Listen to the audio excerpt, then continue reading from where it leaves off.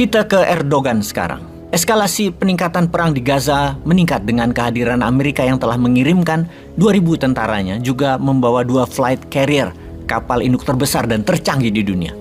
Beda dengan perang di Ukraina yang Amerika cuma pinjam tangan Yahudi Zelensky biar yang korban adalah rakyat Ukraina, bukan tentara Amerika. Namun Israel dengan proyek yang memang diciptakan untuk mesin produksi alat perang Amerika yang harus terciptanya perang oleh Amerika hadir langsung. Dua pemimpin besar dunia, Putin dan Erdogan, bereaksi. Putin mengirimkan senjata dan pasukan Chechen bersiap di Suriah. Sementara Erdogan lain lagi gerakannya. Tensi bukan hanya di Gaza, namun Turki menantang langsung Amerika, di mana Erdogan mengatakan dengan tegas agar Amerika menarik mundur kapal induk dan armada Amerika di wilayah Laut Mediterranean di pantai Israel. Yang dijawab langsung bahwa Amerika tidak menghiraukan perintah Turki dengan mengatakan tidak akan mundur dan akan terus masuk membantu Israel. Apa yang Erdogan lakukan kemudian? Dia mengirimkan armada laut Turkish Navy ke timur Laut Mediterania. Hal ini membuat posisi netral Turki menjadi ambil posisi atau take a side melawan Amerika, terutama ketika Antony Blinken, Menteri Luar Negeri Amerika, mengatakan Amerika memberikan dukungan penuh ke Israel, bahkan bertindak langsung bersama memerangi Hamas. Dengan jelas, Blinken mengucapkan, "I'm here with my Jewish identity," akan membela Israel penuh. Dijawab dengan tegas oleh Erdogan, "I also approach the region as a Muslim and made a statement to support Palestine." Clear sikap Erdogan dan Turki. Blinken bilang gua Yahudi, Erdogan bilang gua Muslim. Blinken bilang gua Amerika, Erdogan bilang gua Turki.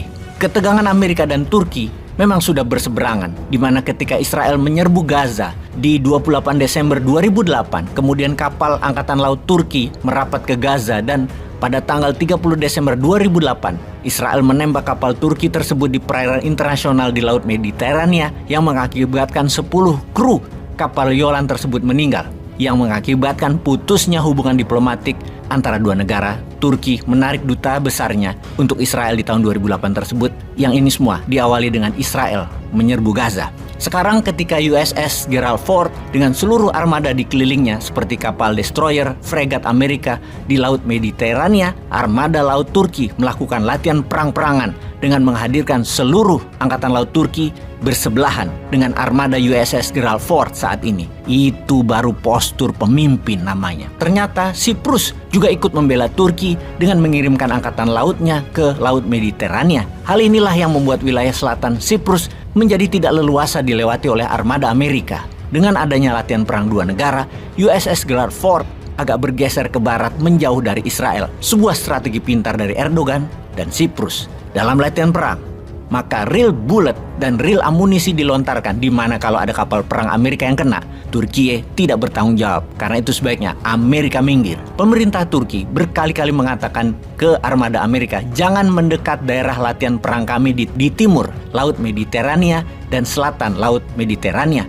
Artinya Turki mengancam langsung kehadiran USS Gerald Ford untuk menyingkir. Lalu apa yang terjadi dengan kebijakan Amerika dengan tindakan Turki tersebut? Adakah hubungannya dengan apa yang Biden katakan bahwa salah besar Israel kalau masuk ke Gaza? Kemudian Biden juga mengatakan kepada Netanyahu harus taat pada aturan perang yang artinya tidak boleh menyerang sipil. Mengapa Amerika tiba-tiba melunak? Apakah benar tindakan Turki membuat Presiden Amerika berpikir ulang bahwa ternyata Turki berani menantang hegemoni Amerika di Laut Mediterania, yang membuat Amerika jadi netral dan jadi hanya penyedia senjata saja, tidak aktif ikut perang? Atau karena di dalam negeri Amerika lagi kacau, tekor karena membiayai perang Ukraina senilai 500 billion dolar dan masih harus menyediakan 26 billion dolar lagi, namun Parlemen Amerika hanya menyetujui 6 billion dolar saja karena pemerintah Amerika tidak tumbuh industrinya dan inflasinya tinggi di Amerika. Dalam negeri Amerika tidak bisa support satu perang lagi, apalagi di Timur Tengah yang manusianya sangat militan.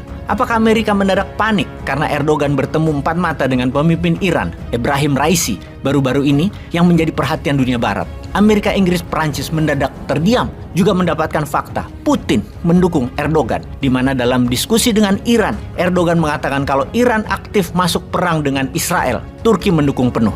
Turki akan memberikan drone Bayraktar yang canggih yang bisa membuat serangan jarak jauh untuk kekuatan, membantu drone Iran Shahid yang terkenal untuk serangan jarak pendek dan menengah. Agaknya mereka tukeran drone Iran menyerang Israel jarak jauh pakai Bayraktar, Turki serang Israel pakai drone Shahid. Apa nggak sangar tuh keduanya mengapit Israel? Ditambah pasukan Chechen mulai berkumpul di Suriah, tinggal nyebrang ke Lebanon sampai Israel. Di Lebanon juga ada Hizbullah. Di tengah pertemuan Erdogan dengan Ebrahim Raisi, Menteri Luar Negeri Turki, Hakan Fidan, bertemu dengan Menteri Luar Negeri Rusia, Lavrov, mendiskusikan Gaza, Suriah, dan Chechen, di mana puncak kesepakatan mereka ketika Israel masuk ke Gaza. Itulah garis merah yang jika dilampaui, semua pihak menyerbu Israel. Wih, kalau sudah begini, di mana Indonesia? Ketinggalan lagi kayaknya. Peace.